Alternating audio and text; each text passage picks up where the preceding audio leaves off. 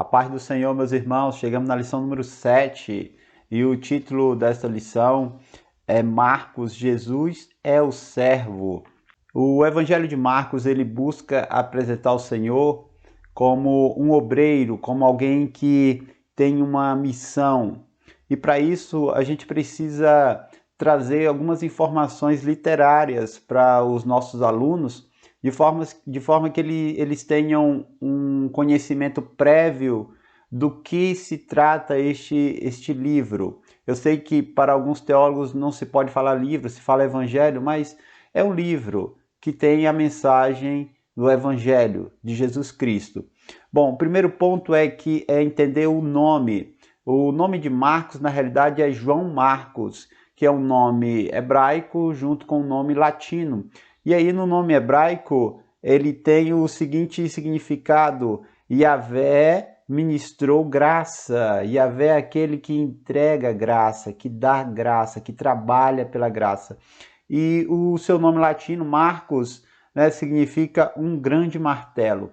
Então esse é o nome do evangelista Marcos, João Marcos. O outro ponto importante a saber sobre Marcos é que ele é primo de Barnabé. Ele esteve ali na primeira viagem com o apóstolo Paulo, depois teve aquela desavença e Paulo não quis mais levá-lo em outras viagens. E com isso houve uma ruptura, né, entre Paulo e Barnabé. Isso, por um lado, foi bom, nós já vimos isso lá nas cartas, que houve duas frentes missionárias, né, mas nós não vamos aprofundar nisso. Mais tarde, Paulo ele manda chamar Marcos e diz que ele é muito útil ao ministério. Eu vou deixar as referências com os versículos que falam sobre o Marcos, né, nas cartas paulinas, como também nas cartas universais. A ênfase deste evangelho é mostrar Jesus como um servo de Deus, como também aquele que servirá à humanidade. Então a ênfase está no ministério de Jesus, está no servir do Senhor Jesus. O próximo é o público-alvo. Marcos escreve para os romanos. Os romanos têm uma visão diferente do judeu, como também do grego. Então, nós, ao longo desse comentário, nós vamos tratar disso com mais detalhe.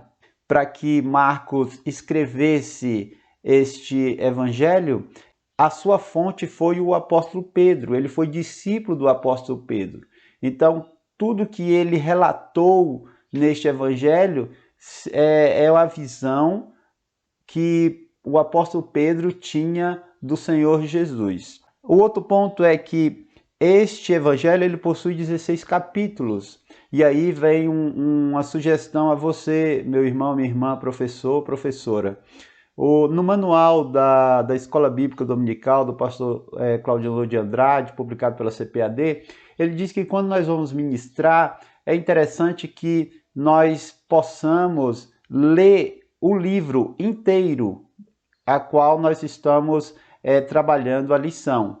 Então eu sugiro aos irmãos, leia o livro de Marcos, se assim não foi feito, leia os 16 capítulos para que você possa ter uma visão mais ampla do que se trata este evangelho.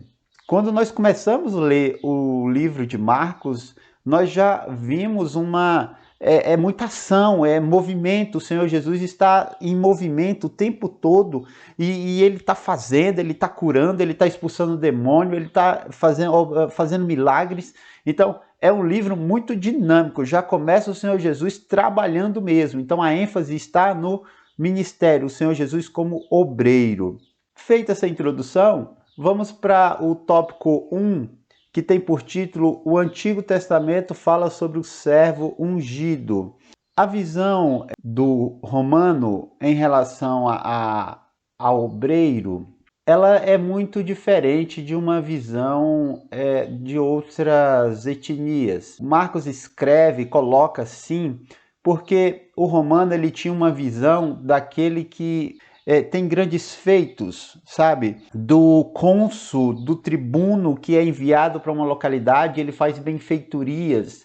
Então a visão do romano era essa, que alguém que fosse enviado, um emissário, que fosse enviado para fazer uma obra, ele fizesse com maestria, que ele fizesse grandes feitos, coisas colossais, que demonstrasse também zelo. Então a visão do romano é essa, o romano sempre estava buscando a honra, sempre buscava honra. E como que o romano buscava a honra? Ele buscava mediante grandes feitos, grandes obras. Então Marcos escreve aos cristãos romanos exatamente porque a visão, o conhecimento, a cosmovisão romana era essa, de alguém que faz obra, de alguém que é um obreiro, que ele faça grandes feitos, que faça muito e com qualidade. Então, esse é o primeiro ponto que nós temos que entender sobre este livro. Ele tem um direcionamento, ele tem um ideal. Então, se nós conseguimos compreender isso, já quando batemos o olho na leitura, a gente já sabe como que o evangelista Marcos coloca o nosso Senhor Jesus. Nós temos que ter ciência do seguinte: quando está falando do servo, não está falando do escravo, não está falando de alguém que está sob servidão. Quando falamos de obreiro, desse servo, é que ele é um servidor, é aquele que trabalha em prol dos outros. Ele tem uma ordenância, ele está sob a ordem de alguém maior, né? No caso, o Senhor Jesus estava em carne e o nosso Deus em espírito, ou seja, o Senhor Jesus estava na natureza humana, mas mesmo assim ele empreende grandes feitos, grandes obras no seu ministério. Para quem? Para agradar ao Pai e também para satisfazer as necessidades da humanidade. Então ele vem como um servidor, ok? E o Messias, aquele que foi ungido, aquele que veio para cumprir a promessa, aquele que é a solução, que é o resultado final de tudo que foi dito no Antigo Testamento. E para isso nós precisamos compreender qual a visão messiânica no Antigo Testamento. O tópico 1.1 diz assim: profeta Ezequiel. O profeta Ezequiel, ele traz o Senhor Jesus, o Messias, na figura do boi. O boi era muito utilizado no serviço diário da nação de Israel. O Senhor, ele proibia o uso de cavalos. Cavalos não era algo instituído dentro ali da nação israelense. Por quê? Porque o cavalo demonstrava ser a força. As nações que possuíam cavalo eram nações que tinham grande poder bélico. Então, o nosso Deus, ele não deixava o povo ter cavalos, porque a sua força, a sua vitória estava onde? No Deus Todo-Poderoso. O Salmo 20, verso 7 diz o seguinte: uns confiam em carros, outros em cavalos, mas nós faremos menção do nome do Senhor. Então, o cavalo não era importante dentro da nação israelense porque existia essa ordenança. Mas o boi tinha uma grande importância. O boi, ele era o responsável por fazer o serviço diário da nação. Ele movimentava a logística, ele que levava, ele que trazia, ele que era usado durante a plantação, em arar a terra. O boi era fundamental para a existência do povo de Israel. E o boi também, ele, além de ser um servidor, alguém que dá para ser usado no serviço diário, ele tinha uma função no final. Ao final, ele era sacrificado. Ele tanto servia para adoração a Deus, como também ele poderia ser utilizado para alimentação do povo. Então, o boi era essencial desde o início até o fim. Nada se perdia do boi. Então, essa era a visão do profeta Ezequiel. Já o profeta Isaías, ele tem uma outra visão. Ele traz uma visão do Messias. E aí ele traz alguns pontos, como o Senhor Jesus como eleito e o Senhor Jesus como ungido.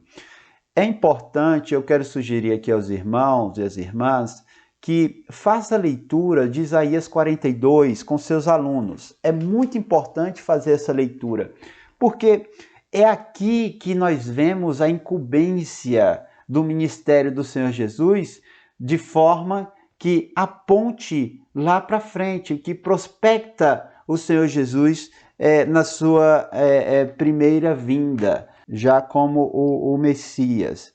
E aí eu acho interessante o Isaías 42, que diz assim: eis aqui o meu servo, a quem sustenho, o meu escolhido, em quem a minha alma se compraz. Pus sobre ele o meu espírito, e ele promulgará o direito para os gentios. E aqui eu sugiro que os irmãos leiam até o fim, tá? Juntamente com seus alunos.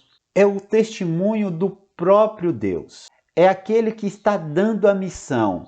Olha, eu elegi ele para uma grande missão. Olha, eu ungi, ou seja, eu capacitei ele para esta grande missão.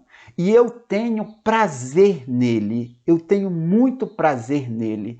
Eu fico feliz com ele. É mais ou menos isso. O nosso Deus está dizendo que ele tem prazer nesse filho amado, que vai aonde? A terra cumprir uma grande missão. E uma missão não fácil, uma missão muito difícil. Então, o profeta Isaías, ele coloca que o Senhor Jesus tem um ministério universal, ou seja, aqui ele está falando para os gentios. O Senhor Jesus ele não estava vindo exatamente para os judeus, exclusivamente para os judeus, mas ele estava vindo para toda a humanidade.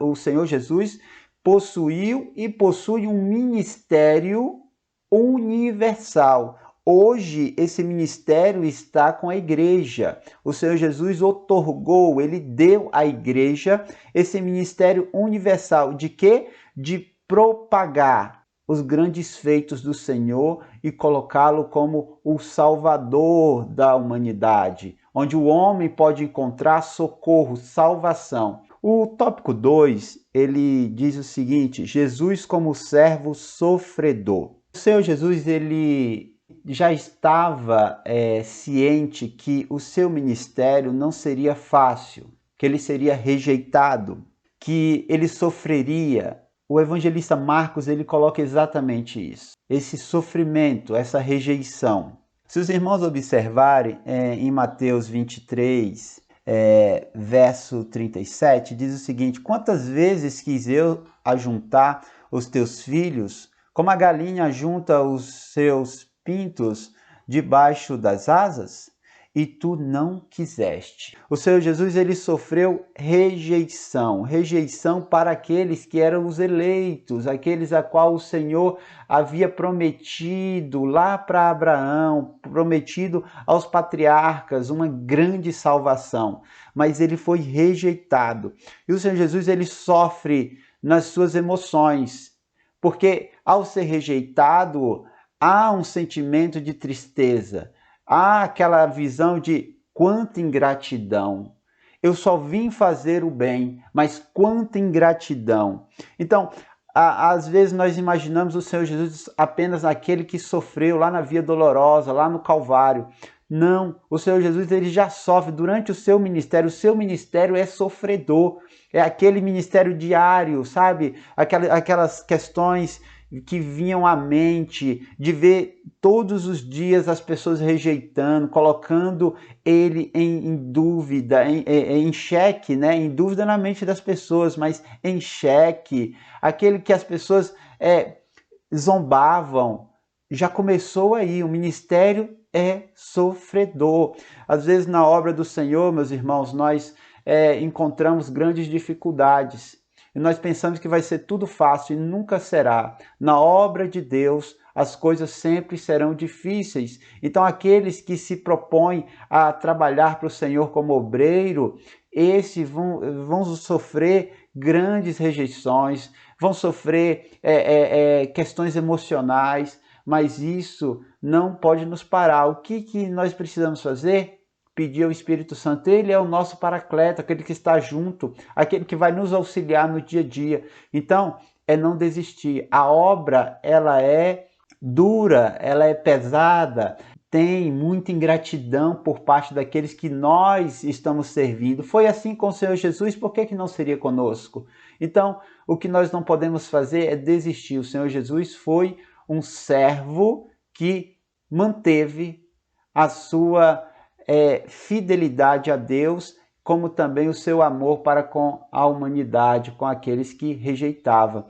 E o sofrimento físico, que foi o sofrimento que o Senhor passou ali já na Via Dolorosa, no Calvário, todo esse sofrimento, o apanhar, o ser ferido, tudo isso demonstra o servo sofredor, o servidor, o obreiro que sofreu, de inúmeras formas durante o ministério, no dia a dia, as suas emoções sendo atacadas e também o seu sofrimento físico lá no final, na sua morte. O tópico 2.1 tem por título A Perseguição dos Escribas e Fariseus.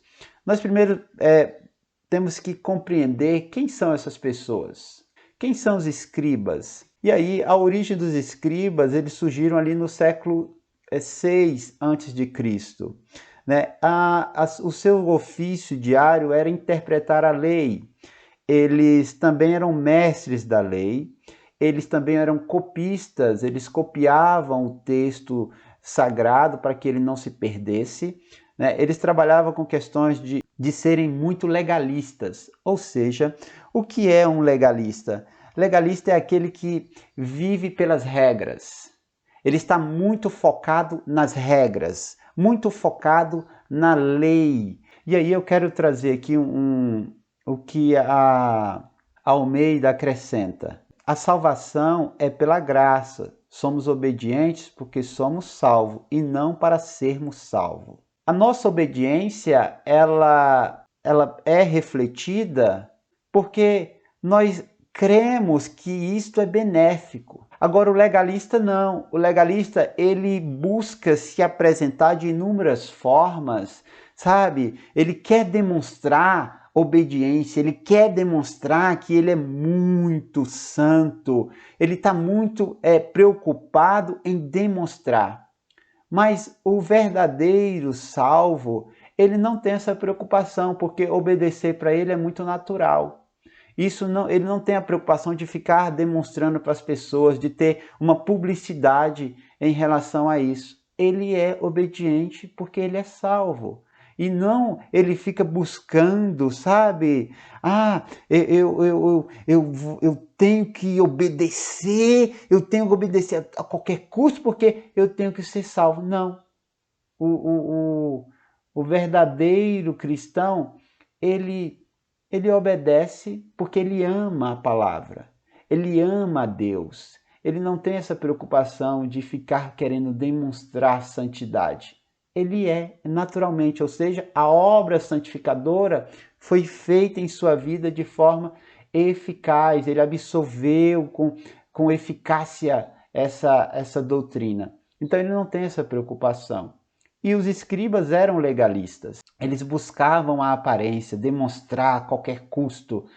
E isso o Senhor rejeitava, porque o legalista, ele não é sincero. O legalista, ele tem essa publicidade, querer se mostrar muito santo, mas lá dentro, no seu interior, não tem nada de santidade. Lá no oculto, quando as pessoas não estão vendo, ele não tem nada de santidade. Ele é um sepulcro caiado, branquinho por fora, mas podre por dentro. O outro grupo que era opositor ao Senhor Jesus, que perseguia o Senhor Jesus, eram os fariseus. Ora, esses fariseus, eles surgiram de uma forma até mesmo virtuosa.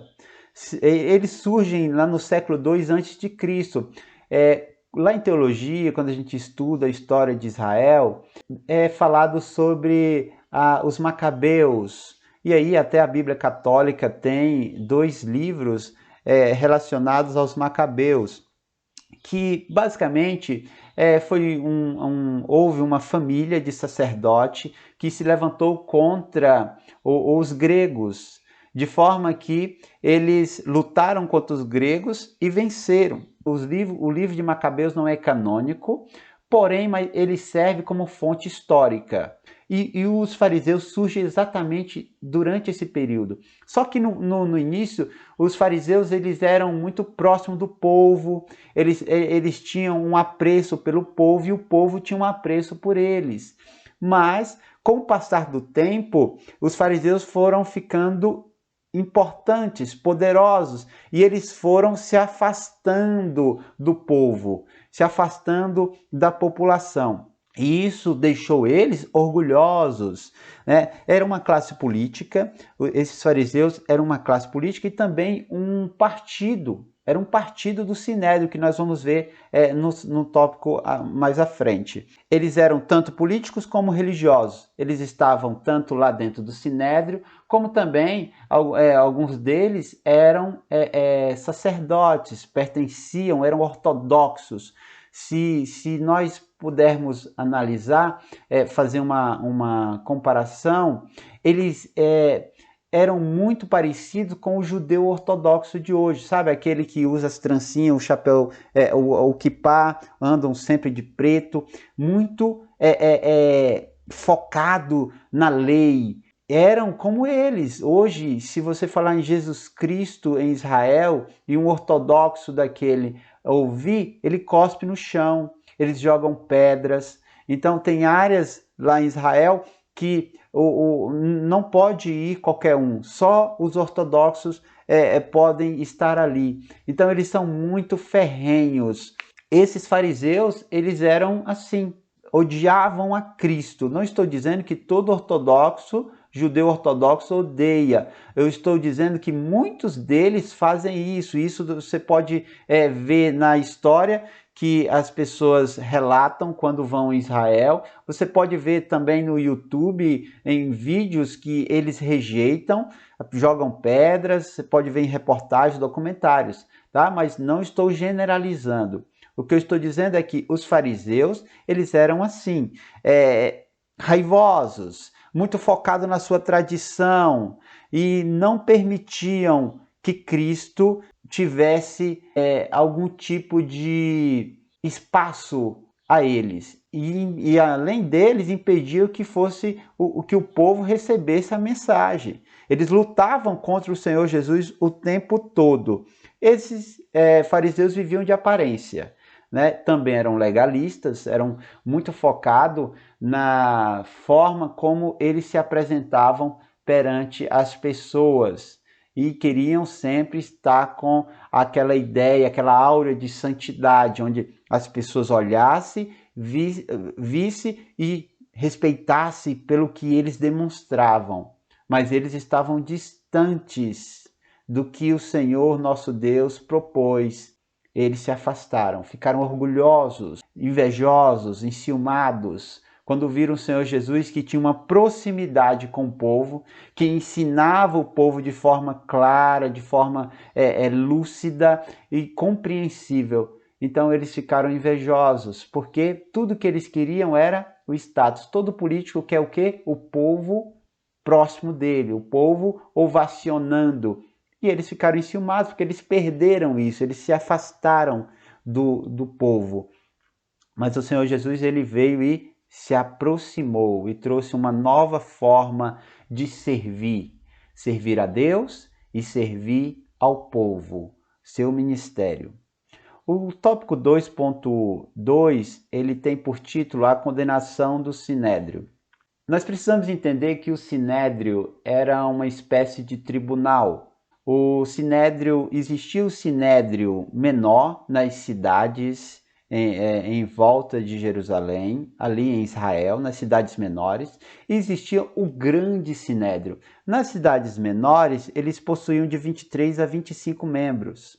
Já em Israel, no grande sinédrio, possuía 70 membros, sendo que um era o sumo sacerdote. Mas dentro desses 70, existia dois partidos, o partido dos fariseus e o partido dos saduceus. Então, eles tinham discordâncias teológicas com relação à sua doutrina. Por exemplo, os saduceus não acreditavam na ressurreição dos mortos, já os fariseus acreditavam. Então, eles tinham essa divergência. Era um partido. Eram partidos distintos. Dentro do Sinédrio se tratava de questões políticas e de questões religiosas. Então, ali as questões de Israel era dada a eles. Era como um Supremo Tribunal Federal que nós temos hoje. Parece muito semelhante. Fazem as suas próprias leis, julgam da sua forma, não estão preocupados com o povo e assim eles levam sua vida como supremos, como até mesmo ministros do nosso Supremo Tribunal já disse, nós somos supremos. Então, os fariseus, os membros do Sinédrio, na sua maioria, tinham esse sentimento, nós somos supremos, nós somos o que tem de melhor na sociedade, nós somos os melhores que esse povo pode ter. Então não pode ter um nazareno. Como assim um nazareno? Se nós somos os supremos, nós somos os representantes de Deus. Então o Sinédrio tinha esse papel, julgava as questões políticas, religiosas. O nosso Senhor Jesus teve um julgamento religioso ali no Sinédrio. O seu julgamento foi religioso, mas ele também teve julgamento político, quando ele chega diante de Pilatos. Então, nós temos que compreender que o Sinédrio ele foi um lugar de mentira. O julgamento do Senhor Jesus foi feito de madrugada, não poderia ser de madrugada um julgamento. Foi feito às pressas, não houve chances de defesa. Muito pelo contrário, o Senhor Jesus foi agredido dentro do próprio Sinédrio. Eles mesmo, os saduceus, os fariseus, eles bateram no Senhor Jesus.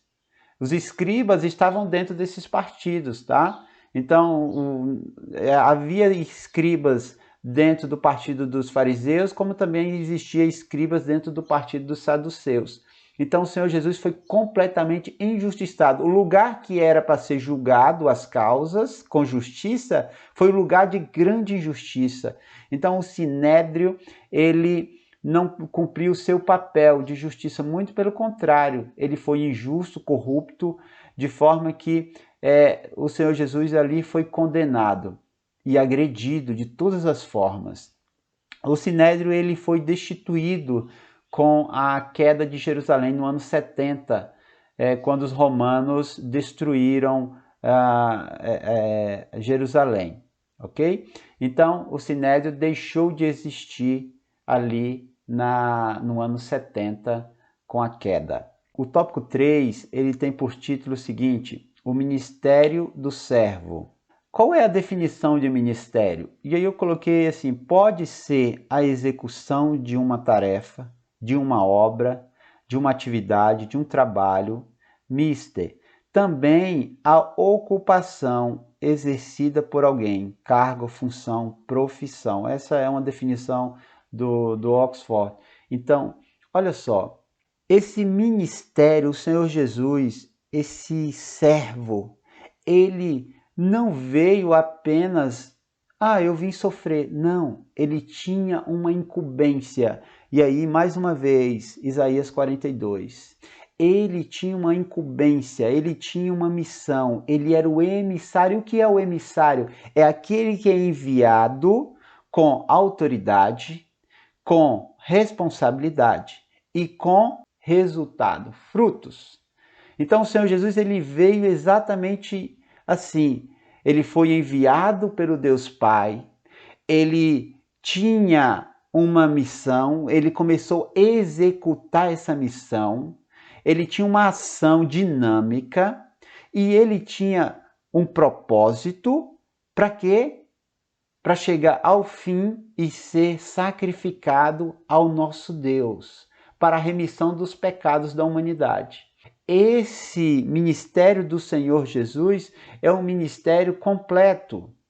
Ele é enviado, ele tem um propósito, ele tem uma missão, ele tem um ofício e ele morre ao final como cordeiro, como aquele a qual vem para remir o homem de seus pecados, restabelecendo o que? A comunhão do homem para com Deus. O tópico 3.1 diz assim, um ministério de libertação.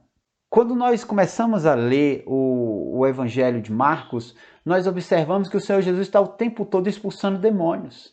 Isso demonstra que ele veio libertar. Até então não se via falar de demônios, não se via falar de expulsão de demônios. Mas o Senhor Jesus, ele inaugura esse ofício. Ele vem combater as forças das trevas e ele revela quem era eles. Ele revela, ele começa a expulsar os demônios e ele revela que o homem estava sendo oprimido, possesso por demônios. E ele revela as obras do diabo. E aí, olha só o que diz aqui, ó. Aquele que pratica o pecado é do diabo, porque o diabo vem pecando desde o princípio. Para isso, o Filho de Deus se manifestou para destruir as obras do diabo. Exatamente isso. Se você puder, se eu fosse falar para os jovens, eu falava assim, olha jovens, imagina um filme de ação, aquela trilha sonora pulsante, bum, bum, bum, bum, bum. Imagina algo muito, sabe, dinâmico.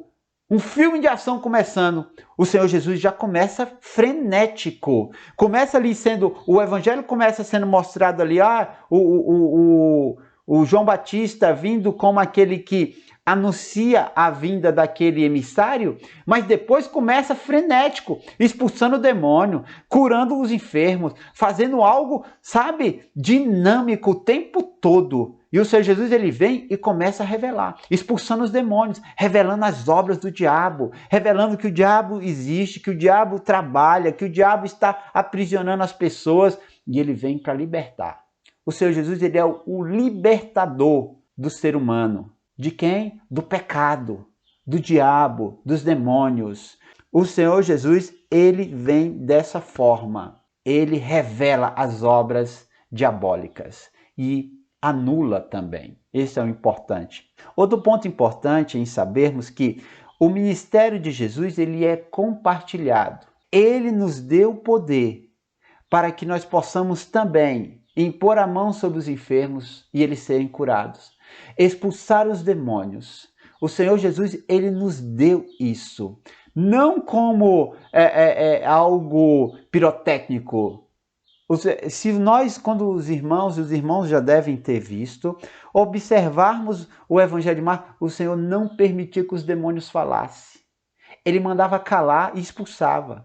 Não tinha pirotecnia, não tinha uma questão midiática. Olha eu fazendo, olha eu dominando eles. Não, ele só mandava e acontecia. Sua autoridade, e ele nos deu. O ministério do Senhor Jesus, ele é compartilhado com quem? Com a igreja. Ele nos deu poder para pisar a serpente. Ele nos deu poder para expulsar os demônios, para curar os enfermos e anunciar as boas novas, o evangelho para a humanidade. Então esse ministério do Senhor Jesus, ele não foi inerente apenas a ele, mas ele deu, ele compartilhou com a igreja. Eu e você somos igreja. Então é importante colocar isso para os jovens. Buscar ao Senhor Jesus, orando, jejuando. O que nos dá poder sobre os demônios? Oração, jejum, vida santificada. Isso nos dá poder, poder do alto. Assim estamos alinhados com o Eterno. Assim estamos alinhados com o Espírito Santo e os demônios não podem resistir a isso. Jejum e oração. Trabalhe isso com os jovens. Coloque eles, tirem um dia de jejum. Ora pedindo ao Senhor a cada dia poder do alto. Batismo com o Espírito Santo. Coloque isso para o jovem, isso é importante. O tópico 3.2 diz o seguinte: um ministério de restauração e milagres. O comentarista colocou na lição que o ministério de Jesus ele é holístico. E o que é o holístico? É o todo. É uma palavra que vem do grego e ela significa o todo. O seu ministério ele tem um objetivo completo.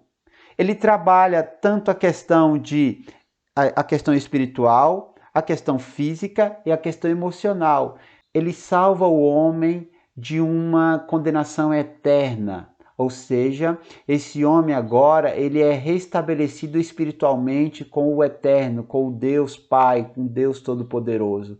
Esse homem ele também tem mudanças no seu físico. Já observou pessoas que outrora eram viciadas, outrora tinham uma vida totalmente deturpada pelo pecado, mas a partir do momento que ela se dobra perante o Senhor Jesus, ela muda, seu semblante muda, sua qualidade de vida muda, sua saúde muda, porque o Senhor Jesus também cura. Ele cura não somente a alma, mas ele cura também o corpo, as emoções. Uma pessoa que está debaixo desta autoridade, ela tem uma visão de vida melhor, ela tem um sentimento de vida mais agradável, ela produz frutos. Então, o ministério de Jesus é holístico, é inteiro.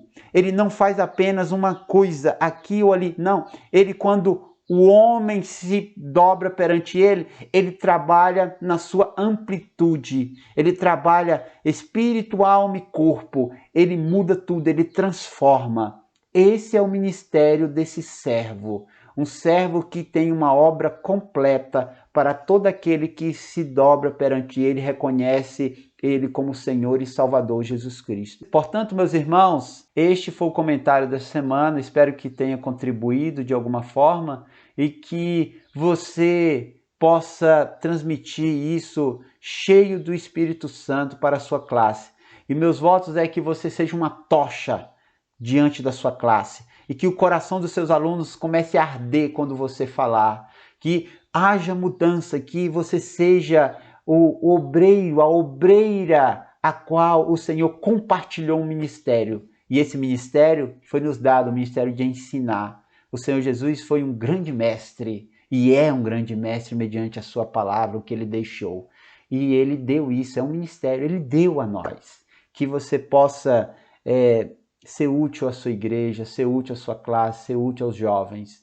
E aí, meus irmãos, se você gostou, se inscreva no canal, deixe seu like, compartilhe esse vídeo de forma a contribuir com outros professores. Que você tenha uma aula abençoada, onde o Espírito Santo se aposse de sua mente e de sua boca, e você seja útil à obra do Senhor Jesus e à edificação da igreja. Fica na santa e gloriosa paz do Senhor, meus irmãos.